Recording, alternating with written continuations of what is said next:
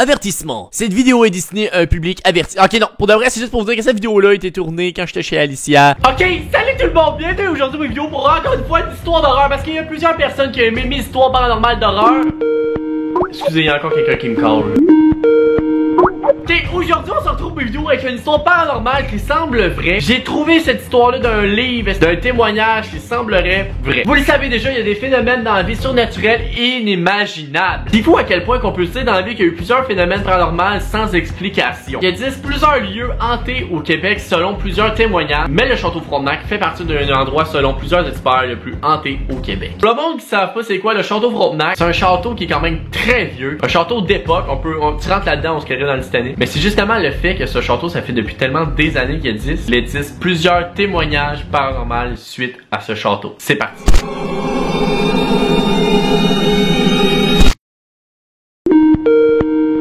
Témoignage numéro 1. En fait, beaucoup de gens ont reporté ce genre de phénomène. Beaucoup de gens ont pu apercevoir un esprit d'une femme habillée en habit de nuit. Non seulement elle serait aperçue dans les couloirs, mais aussi dans les chambres des clients. Attendez, pas dans les chambres aussi, directement sur leur lit. Encore une fois, un autre témoignage. L'esprit readable, je sais pas si je le dis comme du bon. Cet esprit se déplacerait dans l'hôtel afin de retrouver sa fiancée décédée. Il y a un jour, il y a une jeune femme qui rapporte à l'hôtel qui aurait senti comme un corps s'allonger près d'elle. Elle sentait qu'il y avait une présence non humaine. Elle voit un fantôme féminin. Elle nous l'a décrit comme des longs cheveux noirs, portant une chemise de nuit. Mais ce qui fait plus peur, c'est qu'elle nous apprend que cette entité-là lui la caressa le bras en lui disant « Ne vous inquiétez pas ». En parlant de lui de Ball, selon plusieurs rumeurs, au 5e étage, on pourrait apercevoir l'homme en costume d'époque faire une apparition. Et d'ailleurs, pour les ceux qui s'intéressent, le 5e étage, ce serait l'étage où au château Frontenac pourrait se passer le plus de choses paranormales. Ok, pis là, c'est juste les témoignages. J'ai même pas commencé l'histoire. Vous voyez comment le sujet est très intéressant. Je suis plus que captivé envers ce sujet-là. Encore une fois, j'ai aucune idée si ce que je dis est 100% vrai. C'est des témoignages, des ci et des ça. Mais une chose est sûre, si plusieurs personnes disent la même chose, ça commence à être étrange.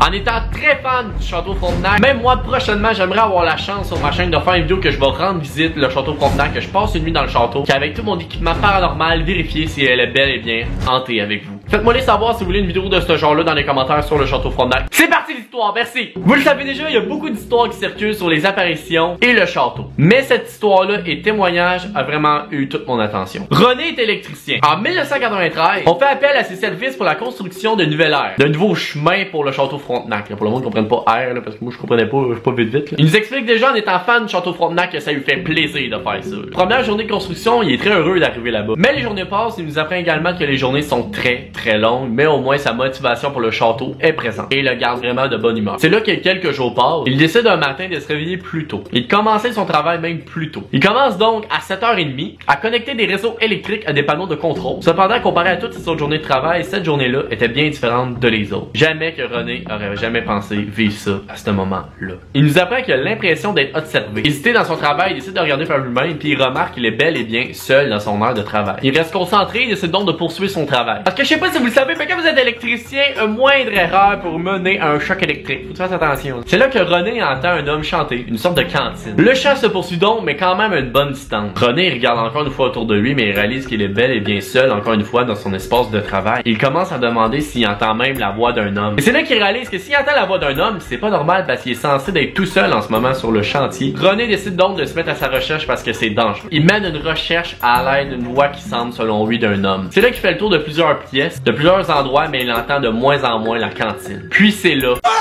quand il arrive dans un couloir, il aperçoit un homme habillé en costume d'époque. Il reste complètement immobile en se demandant pourquoi il y a un homme en costume d'époque devant moi, se promenant juste dans le corridor. René décide de se rapprocher de cet homme selon lui et la cantine recommence. Au moment qu'il décide d'être poli, il décide d'aller discuter avec lui. C'est là qu'il le voit disparaître sous ses yeux. Soudain, l'homme en costume d'époque réapparaît mais un peu plus loin. René est complètement terrifié. Il comprenait pas pourquoi cette chose-là selon lui essayait de lui échapper. Il décide de se lancer à sa poursuite. La silhouette où cette chose disparaît de peu à peu devant lui. Il disparaît, réapparaît, et il se demande réellement s'il hallucine. Il s'est dit qu'il était très fatigué dernièrement, que cela peut être vraiment son imagination après tout. Alors qu'il ne se passe plus rien, il essaie de comprendre ce qui venait d'arriver. C'est là que la silhouette encore une fois réapparaît. Mais cette fois-ci, à quelques centimètres de lui seulement. Les deux hommes maintenant se regardent, mais pour René, cet homme, ce visage est familier. Lorsqu'il décide d'avancer sa main pour lui toucher, René ressent douloureusement une décharge. Évidemment, il tombe sans connaissance. Là.